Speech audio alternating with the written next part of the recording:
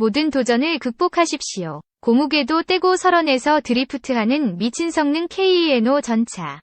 한국 전차가 노르웨이 최악의 경사각 눈 덮인 산악길 올라가자 독일 경악한 이유.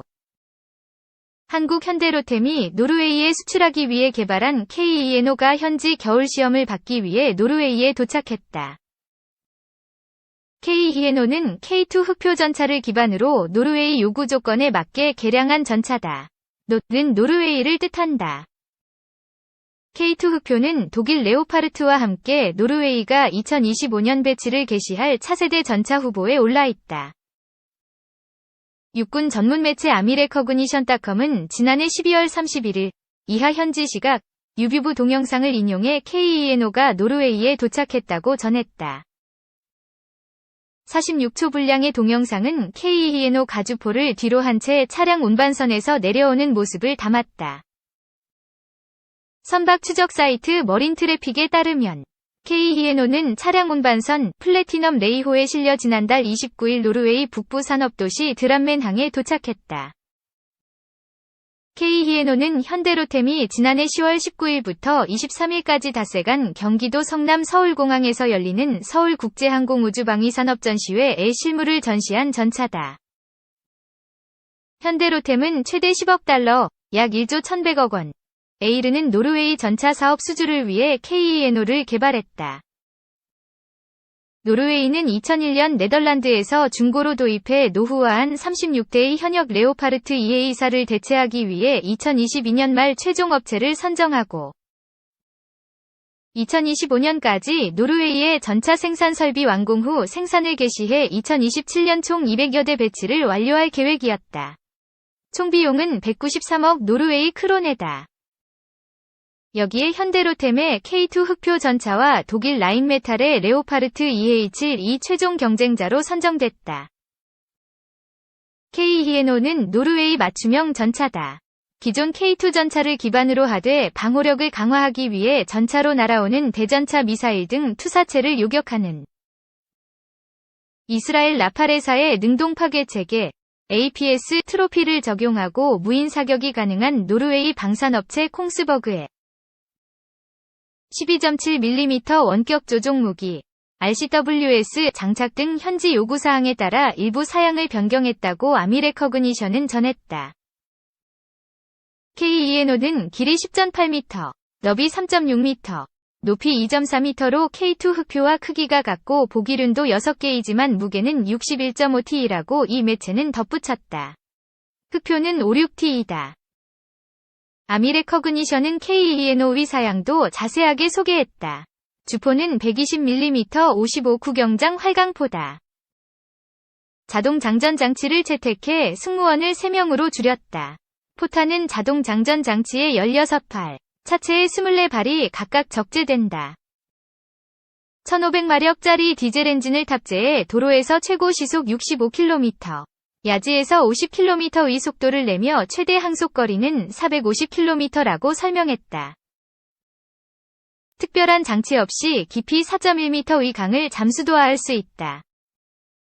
2. K-Eno, K2 흑표 전차의 노르웨이 버전, 수출을 둘러싼 좋지 않은 징조. 본 블로그에서는 지난 11월 7일 K-Eno 전차 노르웨이 수출 관련 현황 이라는 제아의 블로그를 통해 노르웨이의 차기 전차 획득 프로그램의 경과와 K-Eno 전차의 수출 전망에 대해 간략하게 살펴보았다.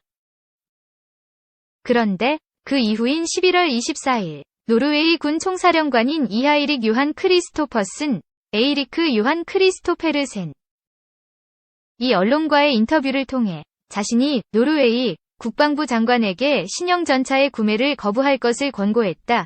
고 밝힘으로써 나름의 소용돌이가 일고 있다고 한다. 다른 사람도 아닌 노르웨이의 총사령관, 노르웨이 군 규모상 총사령관이라도 계급은 준장이다. 이 국방장관에게 그렇게 권고했다는 것인데 어쩐지 찾아본 노르웨이 언론들의 기사는 전부 유료이어서 내용을 직접 확인할 수는 없었지만 해당 소식을 전한 매체들에 의하면 이하이릭 요한 크리스토퍼슨 총사령관이 비전 어라일드 그램, 비웨른 아릴 그램 국방장관에게 노르웨이군은 신형 전차보다는 공격 헬리콥터와 장거리 정밀타격 무기, 미사일과 유도 로켓을 갖추어야 한다, 고 권고했다는 것이다. 11월 25일 비전 어라일드 그램 국방장관은 다른 매체와의 인터뷰 3를 통해 신형 전차 획득 프로그램을 중단하지 않을 것이며 획득 과정이 계획대로 진행되고 있다고 밝혔으나 다른 사람이 아닌 총사령관의 발언은 분명히 노르웨이 내부에서의 논란에 영향을 줄 수밖에 없을 것으로 보인다. 노르웨이의 기갑부대장과 노르웨이의 가장 중요한 북부 여단장 등은 러시아의 공격으로부터 노르웨이를 지키기 위해서는 신형의 전차가 필요한 입장이라는 점을 밝히고 있지만 193억 크로네, 현재 환율 기준 약 2.54조 원에 달하는 참고로 노르웨이의 2022년 국방 예산은 약 9조 원 수준이다. 막대한 비용이 사용되는 프로그램이라는 점에서 찬반 여론이 있는 것은 어쩌면 당연한 노릇일 것이다. 한편 노르웨이 정부는 금년 말까지 KENO와 LEOPARDEA7 플러스 중에 차기 전차를 선정할 것이라고 말해왔으며 연말까지는 이제 사실상 10일 정도밖에 남아있지 않다. 참고로 이번에 찾아본 매체들은 노르웨이의 차기 전차 구매 대수를 82대로 보도하고 있다. 3. 한국은 탱크에 미친 민족. 국방부가 외계인 납치에 만든다는 K2 차기작 근황. 국군 주력 전차를 공급하는 현대로템이 축적된 기술력으로 장애물 개척 전차, 차세대 전차 등 개발을 주도하면서 군전력 강화에 앞서고 있다. 현대로템은 최신형 국산 K2 흑표 전차의 후속 모델인 차세대 전차의 인공지능 AI 기반의 차량 운용 체계와 이후 무인 복합 운용 기술 등의 미래 신기술을 적용할 계획이다. 무인으로 운용되는 포탑은 130mm 주포, 다목적 미사일로 무장하고 있으며 360도 상황인식 장치, 능동 방호 장치, 다목적 드론 등 첨단 장비가 적용돼 미래 전장 환경에서 다양한 위협을 제압할 수 있다. K2부터 다족형 로봇까지 차세대 비주얼 라인 뿐만 아니라 현대로템은 무인 체계 외에도 기존 기동 전투 체계를 활용한 성능 개량 분야에서도 성과를 거두고 있다. 이미 국내 명품 무기로 명성을 떨치고 있는 한국군 주력 전차 K2는 사막과 눈밭도 문제없이 달리는 강철 무기로 알려져 있다.